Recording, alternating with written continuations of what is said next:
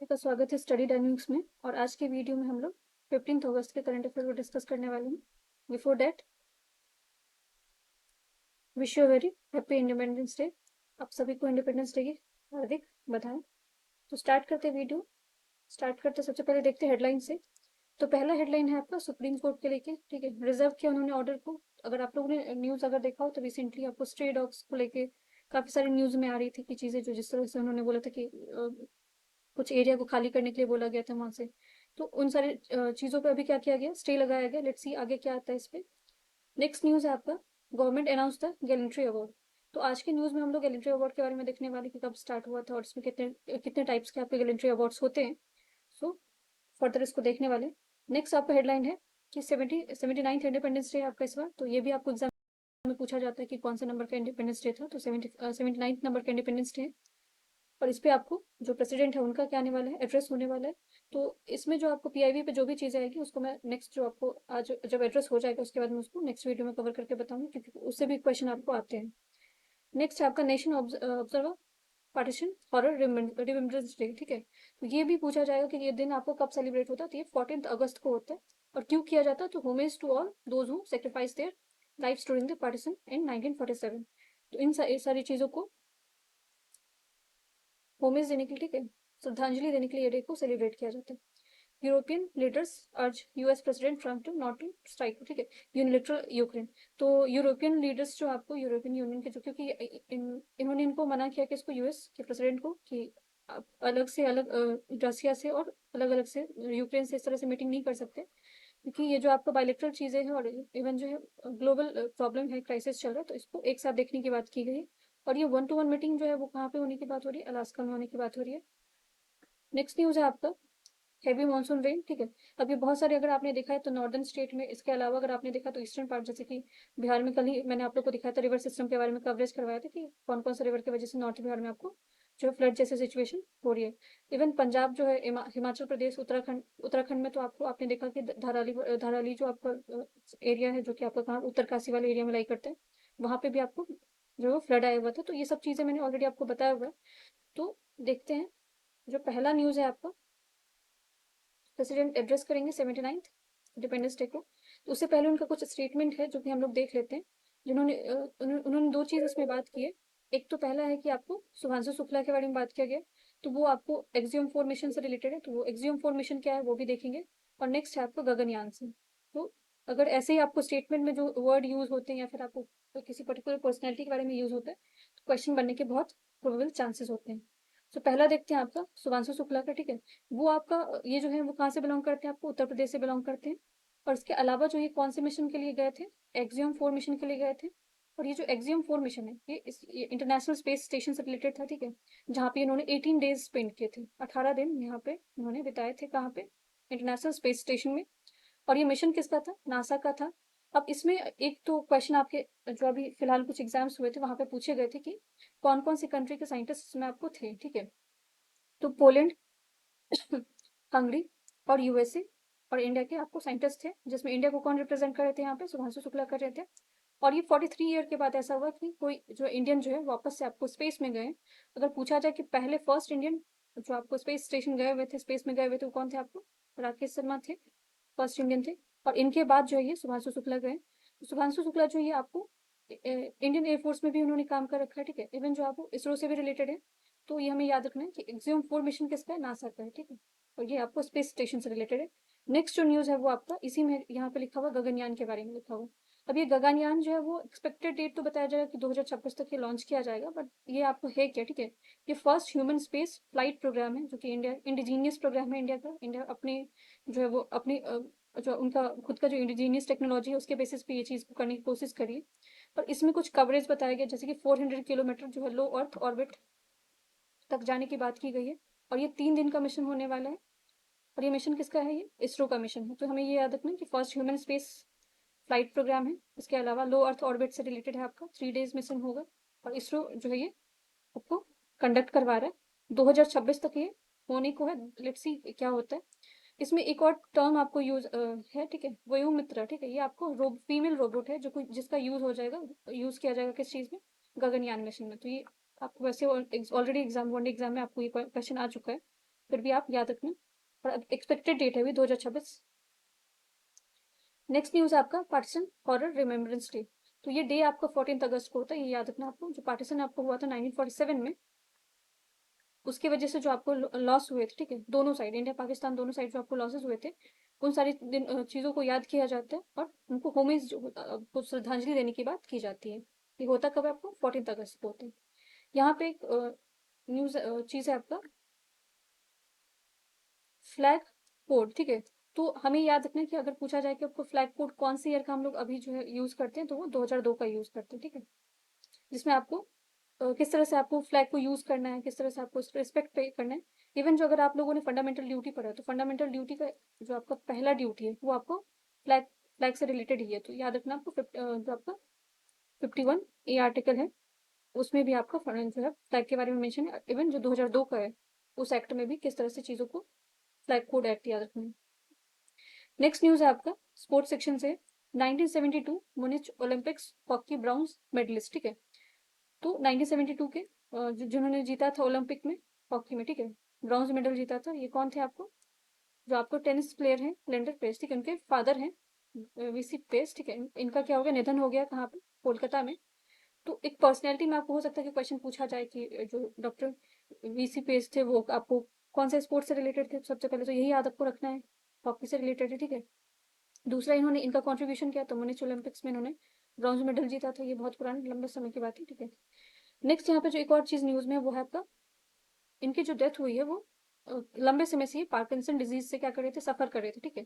तो हमें Parkinson disease ये समझना पड़ेगा, ये डिजीज होता क्या है। तो न्यूरो डिजेनरेटिव डिसऑर्डर होता है, जो खासकर आपका जो ब्रेन का जो पार्ट होता है उसको इफेक्ट करता है, जिसमें आपको जो थिंकिंग पावर होती है, ठीक है, भूलने की भी जो क्षमता होती है वो इसमें बढ़ जाती है, आपको चीज़ें लंबे समय के लिए याद नहीं होता है। वैसे यूजुअली देखा जाता है कि ये आपको ओल्ड एज में ये चीज़ें नोटिस की जाती है पार्किंसन डिजीज, बट ऐसा नहीं कि आपको एडल्ट या यंग एज वाले लोगों को नहीं होती, उनको भी हो सकती है, बट जो मैक्सिमम चांस होती है वो आपको ओल्डर पीपल में देखा जाती है पार्किंसन डिजीज के बारे में। और इसका जो रीज़न है वो जेनेटिक भी होता है, ठीक है। इसके अलावा जो एनवायरमेंटल फैक्टर भी होते हैं। इवन जो आपको पार्किंसन डे है, इंटरनेशनल पार्किंसन डे कब सेलिब्रेट होता है? 11 अप्रैल को होता है। नेक्स्ट न्यूज़ है आपका, India's textile export will reach 100 billion bye 2030। तो ये एक्सपेक्ट किया जा रहा है कि 2030 तक हमारा जो है वो टारगेट 100 बिलियन है। अगर फिलहाल देखा जाए तो कितना है हमारा? 34 बिलियन है, ठीक है। 34 बिलियन है, जिसको हम लोग 2030 तक कितने करने वाले? 100 बिलियन करने वाले हैं। इंडिया का अगर टेक्सटाइल में रैंक देखा जाए कि टेक्सटाइल एक्सपोर्ट में इंडिया का क्या रैंक है, तो 6th लार्जेस्ट एक्सपोर्टर है इंडिया, आफ्टर चाइना फर्स्ट है, ठीक है। और इंडिया का रैंक क्या है? 6th है। ग्लोबल लेवल पे देखा जाए तो कितना परसेंटेज है आपको? 3.9% है ग्लोबल लेवल पे टेक्सटाइल एक्सपोर्ट में। तो ये याद रखना आपको, टारगेट 2030 तक का 100 बिलियन का, फिलहाल हमारा 34 बिलियन है। नेक्स्ट न्यूज़ है आपका अलास्का इवैक्यूएशन, ठीक है। यहाँ पे ग्लेशियर फ्लड थ्रेट आया हुआ है, तो अगर आपको पता है तो जो अलास्का है वो पूरा ग्लेशियर से भी आपको फिल्ड है। तो यहाँ पे इस तरह का फ्लड थ्रेट देखा जा रहा है। बट हमारे लिए इंपॉर्टेंट क्या है, अलास्का जो है वो आपका, अगर आप मैप पे देखोगे तो आपको कनाडा से अटैच दिखेगा, लगेगा कि कनाडा का पार्ट है, बट ये जो इनिशियली आपका ये रसिया का पार्ट था बिफोर 1897, ठीक है। ये रसिया का पार्ट माना जाता था, बट इसके बाद निगोसिएशन हुआ था। तो यहाँ पे क्या हुआ था कि आपको जो रसिया है उस यूक्रेन वॉर हुई, क्रीमियन वॉर हुआ था, ठीक है। क्रीमियन वॉर हुआ था, जिसमें काफी ज्यादा लॉस हुए थे, किसका? रसिया का हुआ था। तो रसिया ने नेगोशिएशन किया था किसके साथ? यूएसए के साथ। बट उस टाइम पर नेगोशिएशन हुआ था, बट इसको फुल फ्लेज जो है यूएसए का पार्ट कब बनाया गया था? 1959 में बनाया गया था। और ये 49th नंबर का यूएसए का स्टेट है, फिलहाल ये यूएसए का पार्ट है, 49th नंबर यूएसए स्टेट। तो यूएसए के अंदर आप ये अप्लाई करता है। तो पहले आपका रसिया का पार्ट था, बट अभी किसका है? यूएसए का पार्ट है। नेक्स्ट न्यूज़ है आपका 6.2 magnitude earthquake hits the tonga, ठीक है।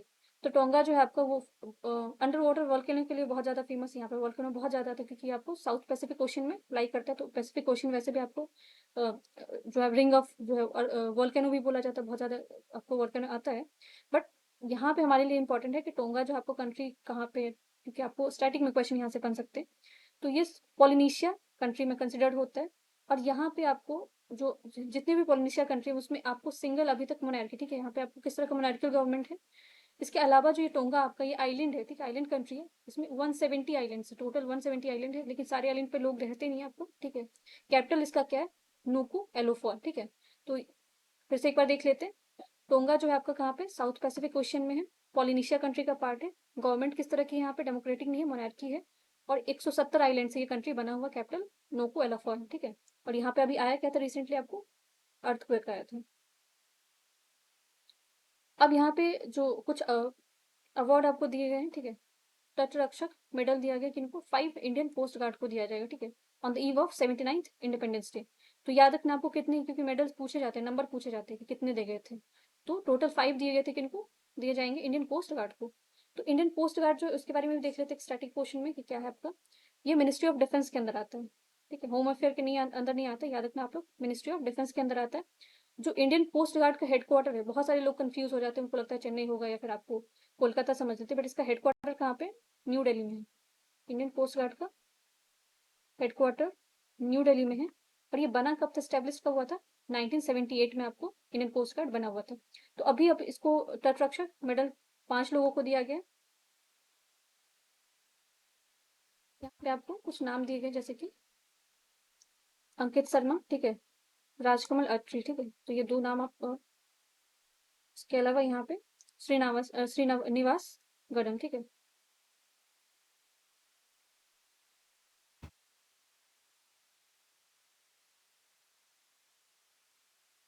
तो आपको inspector general Anupam Rai and inspector general Vibhuti Ranjan, तो ये टोटल 5 हो गए आपको। श्रीनिवासन गदम, अंकित शर्मा, राजकमल अत्री और अनुपम राय और जनरल विभूति रंजन, तो ये 5 लोगों को मिला है Indian coast guard award. President ने अप्रूव किया 127 गैलेंट्री अवार्ड। तो ये नंबर एज इट इज याद रखना, जैसे आपने तटरक्षक देख लिया, इंडियन कोस्ट गार्ड 5 लोगों को मिला है, तो इसमें आपको 127 जो है गैलेंट्री अवार्ड जो है घोषित किया गया, जिसमें 40 जो आपको डिस्टिंग्विश्ड सर्विस अवार्ड हो जाएगा, 290 जो है वो मेंशन इन डिस्पैच, ठीक है, ऑन द ईव ऑफ, ये दिया जाएगा आपको। तो टोटल नंबर याद रखना आप लोग, 127 अप्रूव किया गया, जिसमें जो है वो अलग अलग कैटेगरीज होते हैं। तो ये जो आपका ये गैलेंट्री अवार्ड है, ये आपको स्टार्ट कब हुआ था, 1950 में, 26 जनवरी 1950 में स्टार्ट किया गया था। इसके अलावा जो है इसको, इसका क्लासिफिकेशन, पहले इसमें क्लासिफिकेशन नहीं था, ठीक है, इसको क्लासिफाई किया गया था 1952 में। पहले वो 1 2 3 4 कैटेगरी लिखा जाता था, बट इसको डिफरेंट कैटेगरी में, जैसे कि कीर्ति चक्र, वीर चक्र, शौर्य चक्र, ठीक है, अशोक चक्र, ये जो डिफरेंट आप डिवीजन सुनते हो, ये 1952 में किया गया था। पहले आपका डिवीजन नहीं था, बट आप कंबाइंड दिया जाता था 1950 तक, ठीक है।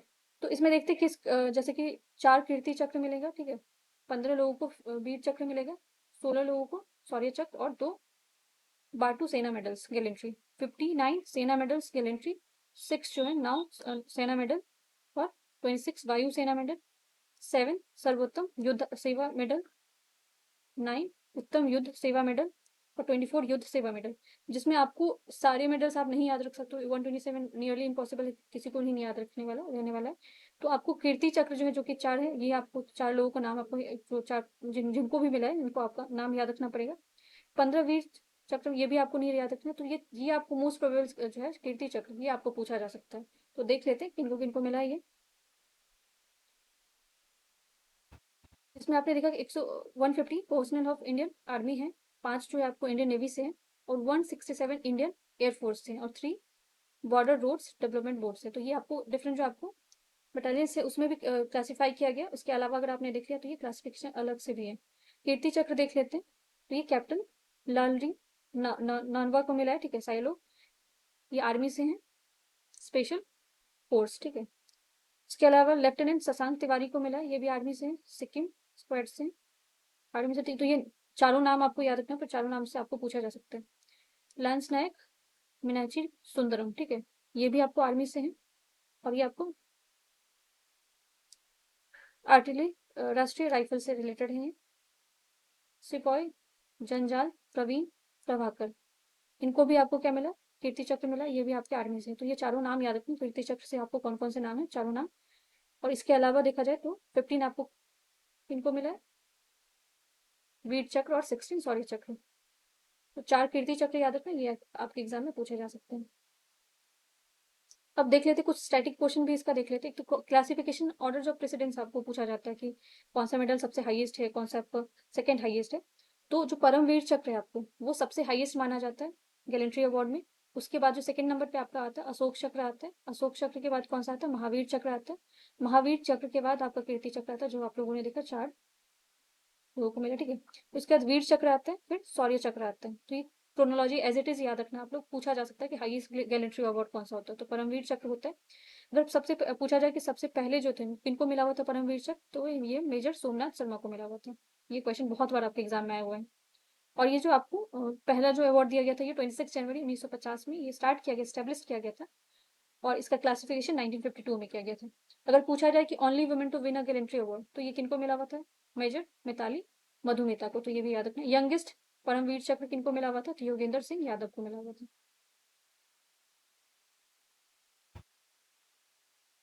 खेलो इंडिया वाटर स्पोर्ट्स फेस्टिवल हो रहा है आपका, कहाँ पे हो रहा है, श्रीनगर में हो रहा है, ठीक है। तो सबसे पहले तो यही याद रखना पड़ेगा आपको कि वेन्यू कहाँ पे, जो खेलो इंडिया वाटर स्पोर्ट्स है, ठीक है। खेलो इंडिया यूथ गेम नहीं, खेलो इंडिया वाटर स्पोर्ट है। और ये first ever water games under खेलो इंडिया, ठीक है। तो फर्स्ट है तो बहुत बहुत मोस्ट प्रोबेबल आपका ये इंपॉर्टेंट एरिया बन जाता है। First ever water games under खेलो, जो ये हो कहाँ पे रहा है आपका, श्रीनगर में हो रहा है। और ये डल लेक है, ठीक है, डल लेक के पास हो रहा है। तो डल लेक आपका किस तरह का लेक है, फ्रेश वाटर लेक है। आप लोगों के लिए क्वेश्चन है, इंडिया का लार्जेस्ट फ्रेश वाटर लेक कहाँ पे, India largest fresh water lake. Answer अगर पता है तो आपको कमेंट सेक्शन में लिखना। अब इसका जो है लोगो क्या है, मैस्कट क्या है, तो Himalayan kingfisher was the unveiled Srinagar today as a mascot. तो ये मैस्कट होने वाला, तो मैस्कट भी आपको एग्जाम में पूछा जाता है, ठीक है। तो हिमालयन किंगफिशर है जो है वो आपका मैस्कट होगा। और ये आपका स्टार्ट कब से होने वाला है, 21 अगस्त से लेकर 23 अगस्त के बीच में। और ये कहाँ पे, डल लेक के पास होने वाले हैं।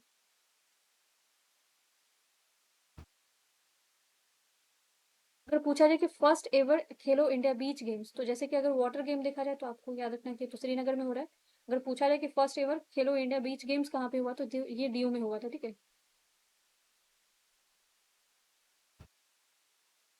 और इसका जो होस्टिंग है, ठीक है, किसके साथ हो रहा है, union ministry of youth affair and sports, ठीक है। जो स्पोर्ट्स अथॉरिटी ऑफ इंडिया, दोनों आपको कंबाइन करके ये गेम कंडक्ट कर रहे हैं। और ये आपको सेकंड खेलो इंडिया जो है वो इवेंट हो रहा है। पहला जो है वो आपको ऑलरेडी हो चुका है, ठीक है, जो कि गुलमर्ग में हुआ था, कश्मीर में ही हुआ था। और ये आपका सेकंड जो कि डल लेक में हो रहा है। तो दोनों याद रखना आपको, वाटर वाला जो है और बीच वाला डीयू में हुआ था, ठीक है। और जो वाटर वाला है वो कहाँ पे हो रहा है, श्रीनगर में हो रहा है। गुलमर्ग ने होस्ट किया था, आपको स्नो इवेंट किया था खेलो इंडिया विंटर गेम्स इन मार्च।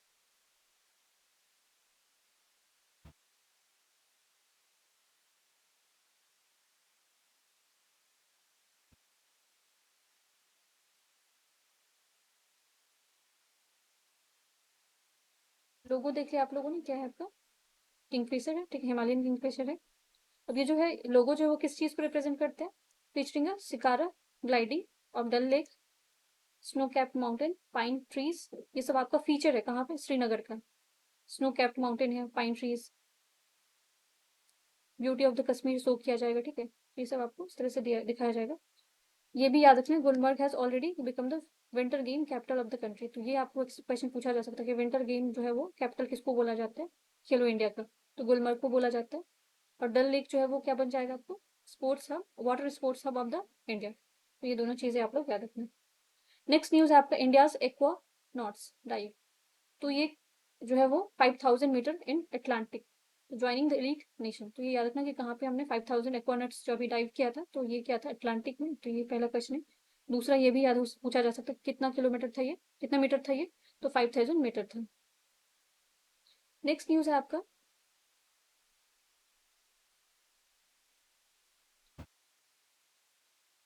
ये भी आपको पूछा गया था ऑलरेडी एग्जाम में कि national institute of ocean technology कहाँ पे, इसका हेडक्वार्टर कहाँ पे, तो ये चेन्नई में है। इसके अलावा जो न्यूज में काफी इंपॉर्टेंट है वो आपका मत्स्य 6000, ठीक है। ये आपका इंडिजीनियस इंडिया ने, पहला इंडिया ने प्रोग्राम डेवलप किया, ठीक है। ये समुद्रयान ही मिशन है जिसके अंदर ये डेवलप किया गया। अब इस मिशन के अंदर जो है वो डिप्लॉय 3 एक्वानॉट्स, जैसे एस्ट्रोनॉट आप लोग सुनते हैं, तो एक्वानॉट्स जो वाटर के अंदर जाएंगे 6000 मीटर ठीक है। 2027 का ये हम लोग का टारगेट है कि भेजा जाएगा 3 लोगों को, और इंडिजीनियस डेवलप है, इसमें हमने किसी और कंट्री की हेल्प नहीं ली है। और ये क्या करेंगे आपको, जो डीप ओशन मिशन है जिसमें फोकस किया जाएगा sustainable harnessing of marine resources, India's 11089 kilometre coast line जो है वो आपको ये भी याद रखना, ये कितना कोस्ट लाइन है हमारा, तो ये इतना कोस्ट लाइन, क्योंकि ये पीआईबी में दिया हुआ तो पीआईबी के क्वेश्चन पूछे जाते हैं। जो मत्स्य 6000 है आपका, ये 4th जनरेशन समरसेबल, ठीक है। ये 12 आवर जो 12 घंटा का ऑपरेशन होगा, इसमें इमरजेंसी कैपेसिटी भी दिया जाएगा, हाई डेंसिटी लाइपो बैटरी इसमें यूज किया जाएगा, इमरजेंसी एस्केप भी मैकेनिज्म होगा। और ये आपका ड्रिल वगैरह इसका ट्रायल्स चल रहा है, कहाँ पे चल रहा है ये, तमिलनाडु में चल रहा है, क्योंकि इसको 2027 में क्या करना है, टारगेटेड 2027 है। इसमें क्या क्या चीज़ें और इंक्लूडेड है, जैसे कि टाइटेनियम हॉल टेस्टिंग है, सब सिस्टम सर्टिफिकेशन किया जाएगा, रिसर्च वेसल्स एग्यूमेंटेशन है, डीप ओशन मिशन जो इनकम्पास किया जाएगा, ठीक है। माइनिंग वगैरह, क्लाइमेट एडवाइजरी सर्विस वगैरह देखा जाएगा। तो ये 12 घंटे का आपको ओवरऑल रहेगा, ठीक है। नेक्स्ट न्यूज़ आपका है कारगिल एप्रिकॉट्स। तो ये इसमें आपको बस ये याद रखना है कि आपको पूछा जाए कि सबसे ज़्यादा प्रोडक्शन जो एप्रिकॉट का कहाँ पे होता है, तो कारगिल में होता है, लद्दाख में होता है। अभी हमने क्या किया, किसको एक्सपोर्ट कर रहे हैं हम लोग, तो सऊदी अरब को कर रहे हैं। तो ये पूछा जा सकता है कि रिसेंटली अभी जो हम लोग किसके साथ, कौन सी कंट्री के साथ हमने एप्रिकॉट जो है वो डील की बात की है, तो वो सऊदी अरब के साथ किया। सबसे ज़्यादा आपको यहीं पे होती है, कारगिल में होता है। कारगिल के अलावा जो है आपको लद्दाख के अलावा आपको हिमाचल में भी इसका प्रोडक्शन होता है, बट सबसे ज़्यादा लद्दाख में होता है। ये बहुत इंपॉर्टेंट न्यूज़ है आपका। अफ्रीकन यूनियन आज adoption of world map showing the continents true size. अब ये बहुत बड़ा कंट्रोवर्सी, अगर आपने देखा होगा तो एशिया जो है वो सबसे लार्जेस्ट कॉन्टिनेंट है, और एशिया के बाद जो है वो अफ्रीका आता है इन टर्म्स ऑफ साइज। अगर देखा जाए तो अफ्रीका का ज़्यादा बड़ा है कंपेरिजन टू नॉर्थ अमेरिका और अदर जो आपको यूरोपियन कॉन्टिनेंट है। बट अगर मैप देखोगे तो मैप पे आपको अफ्रीका छोटा दिखता है। तो इसी चीज़ को लेकर कंट्रोवर्सी है, जिसमें यूरोपियन यूनियन ने क्या किया, कैंपेन शुरू किया, जिसमें बात किया कि गवर्नमेंट और इंटरनेशनल ऑर्गेनाइजेशन को भी इन्वॉल्व करने की बात की है। जिसमें उन्होंने बात किया कि 16th सेंचुरी का जो आपको मर्केटर मैप है, ठीक है, ये world favour the one of the, पूरा दुनिया मर्केटर मैप को मानता है। और ये मैप जो वो ट्रू साइज नहीं दिखा रहा है, किस चीज़ का, अफ्रीका का, ठीक है। तो ये उन्होंने जो है बात किया कि इसको चेंज करने की बात की। मर्केटर आपको कौन थे, ये कार्टोग्राफर थे, ठीक है। इनका नाम क्या था, गेराडोस मर्केटर। इन्होंने नेविगेशन के लिए इसको यूज़ किया था। अब ये आपको जो है प्रॉपरली जो है ट्रू आपको फिगर नहीं दिखा पा रहा, ट्रू आपको जो है वो डेटा नहीं दिखा पा रहे, किस चीज़ को लेके, अफ्रीकन कॉन्टिनेंट को लेके। जैसे कि अगर आप देखोगे तो जो पोल्स के पास नॉर्थ अमेरिकन और ग्रीनलैंड है, जो कि साइज में आपको किससे छोटा है, अफ्रीका कॉन्टिनेंट से और इवन साउथ अमेरिका से छोटा है, बट उसके बाद भी उसको लार्ज दिखाया जाता है, जो कि कहीं ना कहीं आपको कॉलोनियल माइंडसेट को दिखाता है, वो जो वेस्टर्न हेजिमनी है उस चीज़ को शो करता है। तो इसी चीज़ के खिलाफ इन्होंने क्या किया, कैंपेन शुरू किया है, जिसमें उन्होंने जो बाकी इंटरनेशनल ऑर्गेनाइजेशन है उससे भी मदद मांगने की बात की है। और यहाँ पे जो स्टेटमेंट दिया गया, ठीक है, जो आपको अफ्रीकन यूनियन के कमीशन है, डिप्टी चेयरपर्सन है सलीमा मलिका, ठीक है, उन्होंने स्टेटमेंट दिया। उन्होंने बोला है कि जो मर्केटर जो फॉल्स इंप्रेशन शो करता है अफ्रीका के बारे में, margin despite of being the world second largest, ठीक है। तो ये याद रखना, फर्स्ट आपको एशिया है, सेकंड लार्जेस्ट कॉन्टिनेंट होने के बाद उसमें आपको टोटल, इवन एग्जाम में पूछा गया था कि आपको अफ्रीकन जो कॉन्टिनेंट में टोटल कंट्री कितने हैं, तो ये 54। एक बार जो हम लोग क्विकली रिवाइज कर लेते हैं, देख लेते हैं कि कौन से कॉन्टिनेंट में कितने कंट्रीज माने जाते हैं। एशिया में आपको कितने हैं, 48 हैं। यूरोप में आपको डिफरेंट जगह पे अलग अलग डेटा दिखेंगे, बट मैंने आपको ये रिलायबल सोर्स से लिया है। यूरोप में 44 कंट्रीज हैं, अफ्रीका में 54 है, नॉर्थ अमेरिका में कितना आपको 23 कंट्री है, साउथ अमेरिका में 12 कंट्री हैं, और ऑस्ट्रेलिया तो आपको कंबाइंड है, इसमें कोई दिक्कत नहीं है। तो ये याद रखना आप लोग को। अंटार्कटिका का भी कुछ ऐसा ही नहीं, ठीक है। तो सबसे ज्यादा आपको कंट्री अगर आप देखोगे तो अफ्रीका में, और एरिया वाइज देखोगे तो सबसे लार्जेस्ट कॉन्टिनेंट कौन सा आपका, एशिया, उसके बाद अफ्रीका आता है। बट मैप में अगर देखोगे तो अफ्रीका आपको काफी छोटा दिखता है। बाकी जैसे कि इंटरनेशनल ऑर्गेनाइजेशन, उन्होंने बोला है कि वो ऑलरेडी क्या यूज कर रहे हैं, अभी इक्वल अर्थ प्रोजेक्शन यूज कर रहे हैं, ठीक है। तो वो ये वाला मैप जो मर्केटर मैप है वो नहीं यूज करते। कौन कौन सा ऑर्गेनाइजेशन देख रहे थे कि जो कि मर्केटर मैप नहीं यूज करते हैं।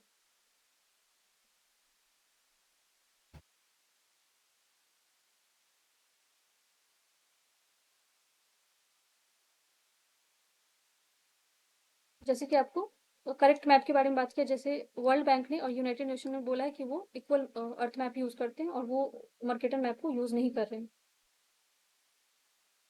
जो इनका इक्वल अर्थ मैप है, ठीक है, इसको विंकल ट्रिपल और इक्वल अर्थ मैप, स्टैटिक मैप भी बोला जाता है। तो हो सकता है आपको टर्म पूछ दिया जाए कि विंकल ट्रिपल किस चीज से रिलेटेड है, ठीक है। तो ये इक्वल अर्थ मैप से रिलेटेड है, जो कि जो आपको मर्केटर मैप है उसके अपोजिट है। मर्केटर मैप अफ्रीका को बहुत स्मॉलेस्ट शो करता है, बट अगर आप विंकल ट्रिपल देखोगे तो उसमें जो ओरिजिनल साइज, जो ओरिजिनल जो आपका एरिया है उसको दिखाया जाता है किसमें, विंकल ट्रिपल में।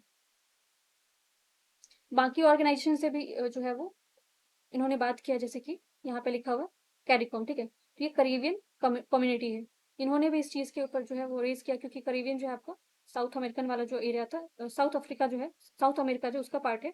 तो क्योंकि साउथ अमेरिका और अफ्रीका दोनों का एक प्रॉब्लम है, तो ये दोनों कंबाइंड होकर इन सारी चीज़ों पे बात कर रहे हैं। तो हम लोग एक बार कैरिकॉम के बारे में भी देख लेते हैं, करीबियन कम्युनिटी के बारे में भी देख लेते हैं। तो ये ट्रीटी जो है आपको चौगो आराम्स, ठीक है, ये 1973 का ट्रीटी है जिससे आपको कैरिकॉम बना हुआ था। इसमें टोटल 15 मेंबर्स हैं।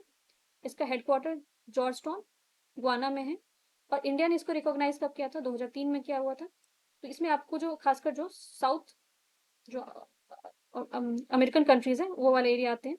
तो इन्होंने भी इस चीज़ को सपोर्ट प्रोवाइड किया, अफ्रीका को सपोर्ट प्रोवाइड किया, और ये भी बात कर रहे हैं कि ट्रू मैप जो है वो अभी दिखाने का समय आ चुका है, क्योंकि कहीं ना कहीं हमें जो कॉलोनियल माइंडसेट है उससे बाहर निकलने की जरूरत है, ठीक है।